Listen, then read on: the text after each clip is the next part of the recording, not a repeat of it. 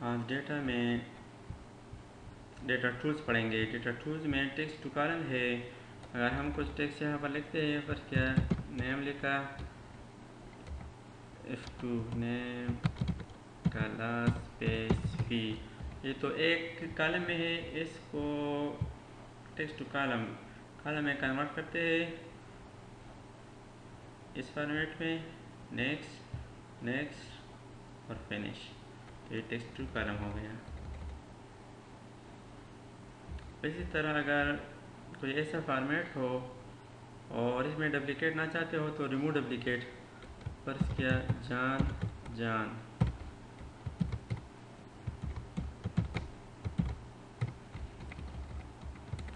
इस लिस्ट से आप डुप्लिकेट डिलीट करना चाहते हैं तो रिमूव डुप्लिकेट पर क्लिक करें, रिमूव डुप्लिकेट,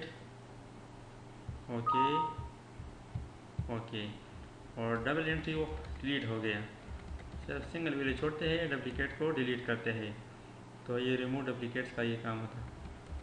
अब इसके बाद है डेटा वैलिडेशन।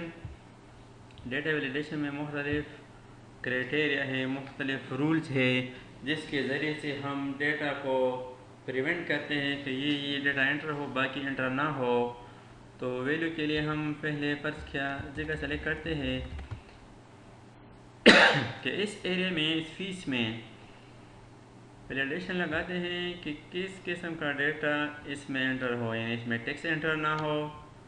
इसमें एनी वैल्यू के लिए हम होल नंबर डालते हैं।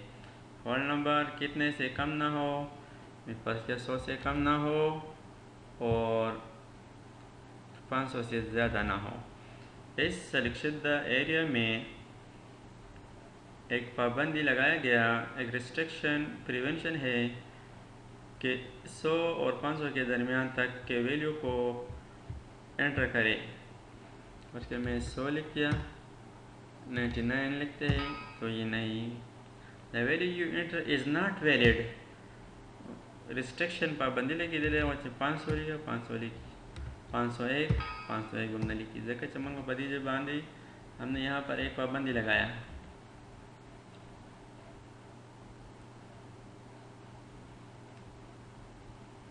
इसी तरह और भी लगा सकते हैं, पर क्या इस एरिया को मैंने सेलेक्ट किया,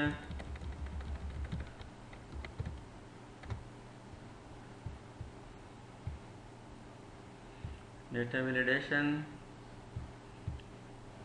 whole number, decimal, list, date के लिए भी बना सकते हैं, टाइम के लिए भी, टेक्स्ट लेंथ पर इसका मैं लेता हूँ टेक्स्ट लेंथ कितना होना चाहिए, text length equal to, first क्या इक्वल टू 5 कैरेक्टर। ओके, जब 5 कैरेक्टर टेक्स्ट एंटर होगा, फर्स्ट क्या मैं लिखता हूँ AABBSSB, ये एंटर नहीं होगा। 1 2 3 4 5 वैल्यू एंटर करते हैं। ये हमने इक्वल था, 5 से कम भी नहीं रहे। इस तरह ये भी टेक्स्ट की एक पाबंदी है जिसकी कैरेक्टर 5 हो। इस तरह हम और भी मुख्तलिफ रिस्ट्रिक्शन प्रिवेंशन लगा सकते हैं। या फर्ज के यहाँ पर हम इनवैलिडेट डेटा को सर्कल लगाते हैं। फर्स्ट क्या मार्क्स है, और मार्क्स 33 हो गया, 34 हो गया, इतना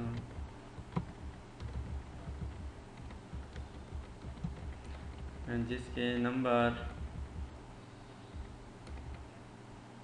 कितना हो, 33 से कम हो तो सर्कल करें। तो फिर इस पर पाबंदी यानी वैलिडेशन लगाएंगे।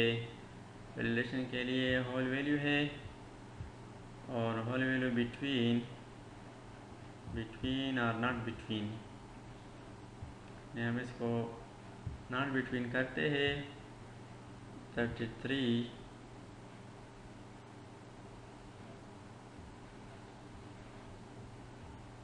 इसको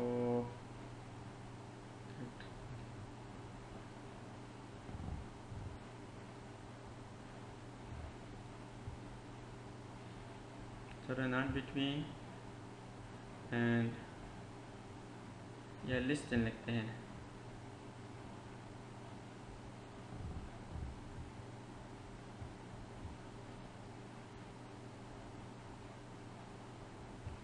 ग्रेटर देन 33 ओके, तो ग्रेटर देन 33 को हमने सेलेक्ट किया और उस वैलिडेशन के लिए हम सर्कल लगाते हैं, सर्कल इनवैलिड डेटा। तो हमने यहाँ पर लिस्ट लगाया था, इस लिस्ट में 33 भी शामिल था, तो ये 33 हमने वो 32 होना चाहिए था, तो ये एनसर्कल किया। फिर वापस आते हैं क्लियर वैलिडेशन सर्कल, सर्कल को क्लियर करते हैं, यानी इस रूल्स को हम फिर इस्तेमाल करते हैं। वैलिडेट डेटा होल नंबर 33 को हम छोड़ते हैं, वो 32 करते हैं, 32 भी इसमें शामिल है यानी इनवैलिड है। तो इनवैलिड के लिए सर्कल इनवैलिड डेटा, तो इस लिस्ट में जिसके मान 33 से कम है वो एनसर्कल हो गया।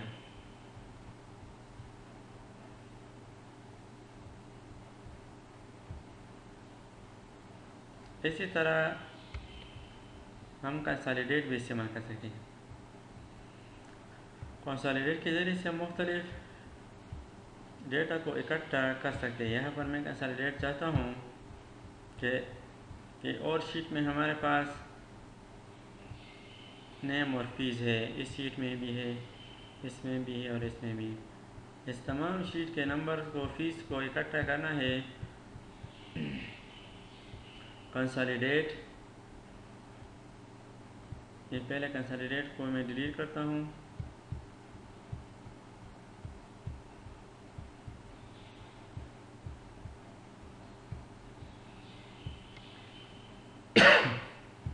कंसोलिडेट में आपके पास टॉप लेबल और लेफ्ट कॉलम है तो चेक ऑन करें, और create links to source data के इस शीट्स को आपस में लिंक बनाए ताकि इसमें बाद में कोई चेंज करे तो वो भी अपडेट हो जाएगी।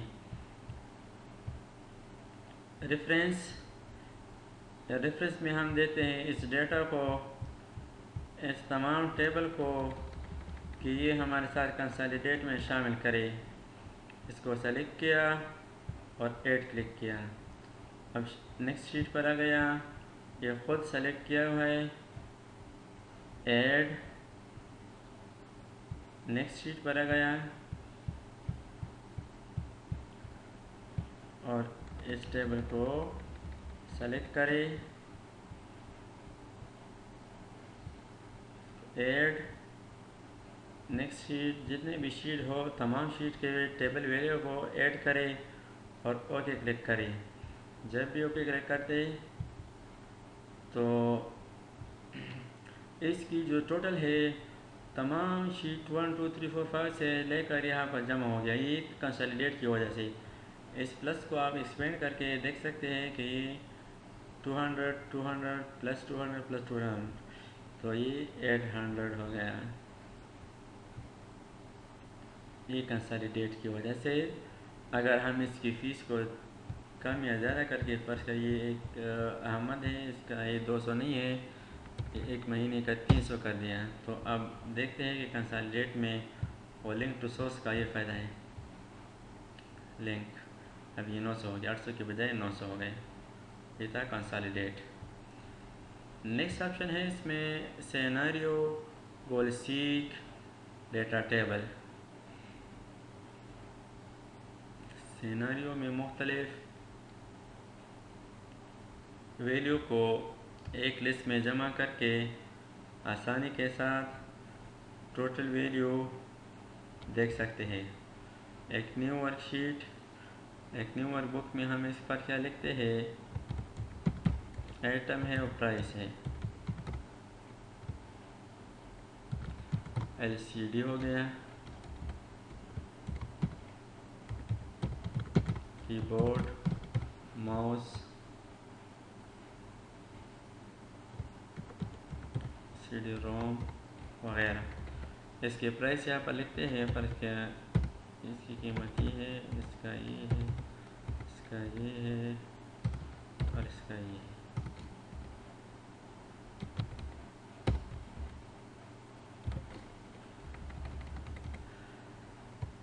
इस लिस्ट को सेलेक्ट करके व्हाट इफ एनालिसिस में सिनेरियो मैनेजर है।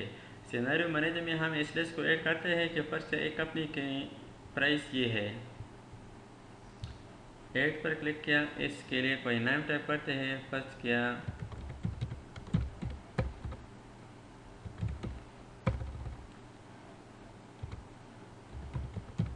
कंपनी नंबर 1 हो गया। ये एरिया है, प्रिवेंट चेंजेस, ओके। अब दूसरे के लिए इसकी प्राइस को चेंज करते हैं। तो फर्स्ट क्या एलसीडी है, इसका वो प्राइस 1300 है। टेप पर वो कीबोर्ड की 300 है।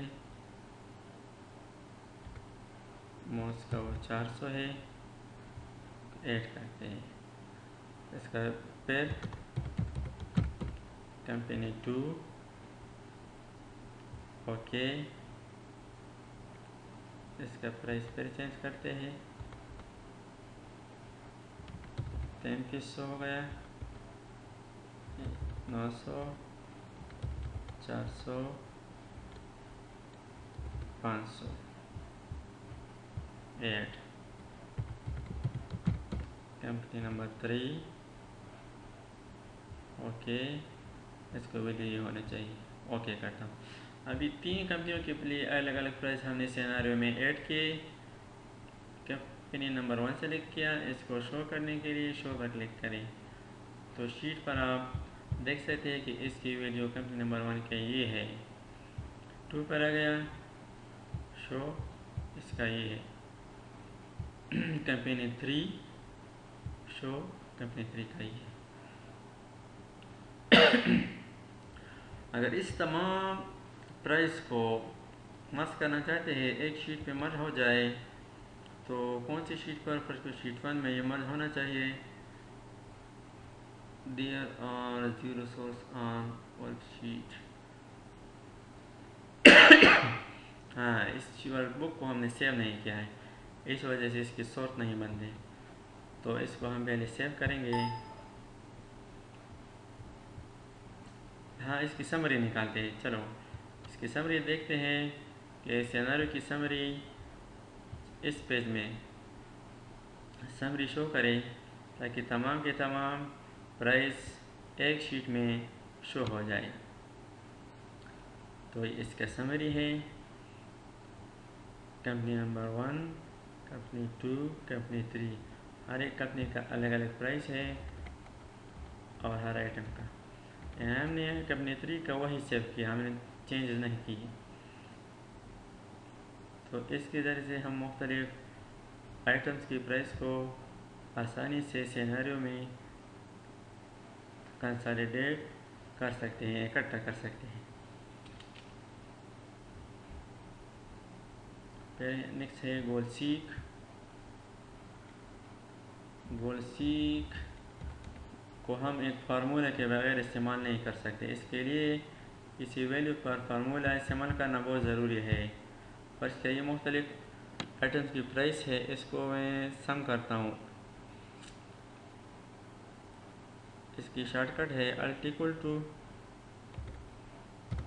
इसका टोटल सम 1920 आ गया। अगर फर्ज किया हमारे पास बजट है, इसको हम बजट या टोटल लिखते हैं। ये टोटल फर्ज किया आपके पास 1900 होना चाहिए। तो किस वैल्यू को कम या ज़्यादा करें? तो ये गोल सीक का काम है कि हमारा जो मतलूबा मकदार है वो इतना होना चाहिए, बाकी चेंजेस जितना भी करें वो करते जाए। सिट सेल में वो सेल दे दे जिसमें आपका टोटल है वो 26 है। टू वैल्यू में कितने वैल्यू चाहते हैं? मैं चाहता हूँ कि 1900 हमारे पास बजट है, टोटल है। वो बाई चेंजिंग सेल पर क्लिक करें, यानी इस सेल में इतना कम या ज़्यादा करें कि हमारा टोटल 1900 बन जाए। 1900 टू वैल्यू, हमारा जो वैल्यू है, जो टारगेट है वो 1900 है। 1900 तक इसको बराबर करें। और किसकी वैल्यू को चेंज करें? कीबोर्ड के। इन कीबोर्ड की प्राइस को इतना कम या ज़्यादा करें कि हमारा मतलूबा टोटल 1900 बन जाए।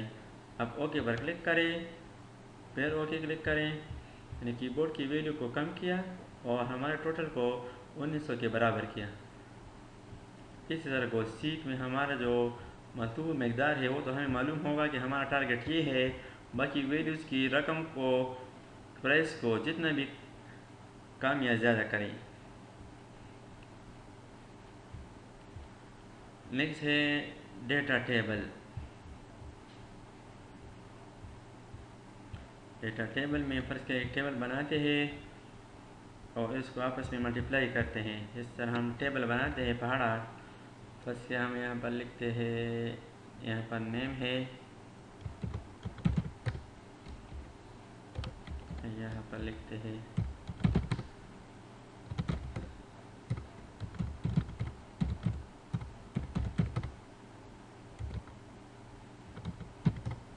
उसका यही नाम है।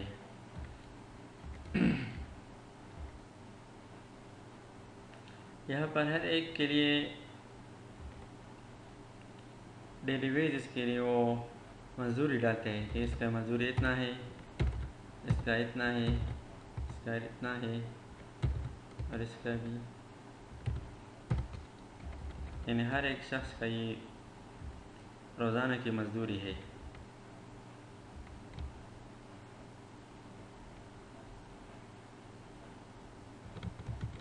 वेजेस लिख दिया। यहाँ पर है एक के लिए महीने की मकदार से कि इसने इस महीने में कितने मजदूरी,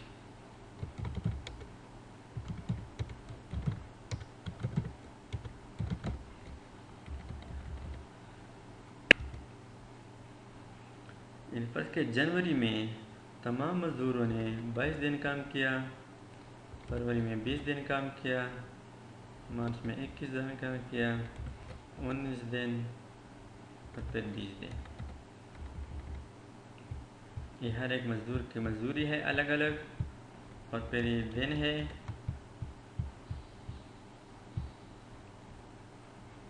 ये मजदूर की मजदूरी है, ये जितने दिन काम किया है सारे महीने में। तो यहाँ पर इक्वल टू किसी दो सेल को आपस में मल्टीप्लाई करें। ब्लैंक सेल को A1 multiply by A2, enter, ये 0 हो गया। अब इस सारे रेंज को सेलेक्ट करें। अब डेटा पर आ जाए, what if analysis, data table click करें। अब इस डेटा टेबल में रो इनपुट सेल में वो फर्स्ट खाली रो जो हमने मल्टीप्लाई किया था A1 पर क्लिक करें और कॉलम इनपुट सेल इसमें A2 और नेक्स्ट सेल को क्लिक करें, ओके करें, तो ये दोनों आपस में मल्टीप्लाई हो जाते हैं। ये यानी महीनों के दिन और जितना मजदूरी है ये वैल्यू आपस में मल्टीप्लाई करते हैं। तो जनवरी में अली की जो मजदूरी है वो 8800 है।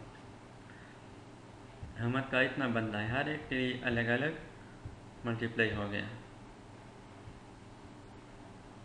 Data table.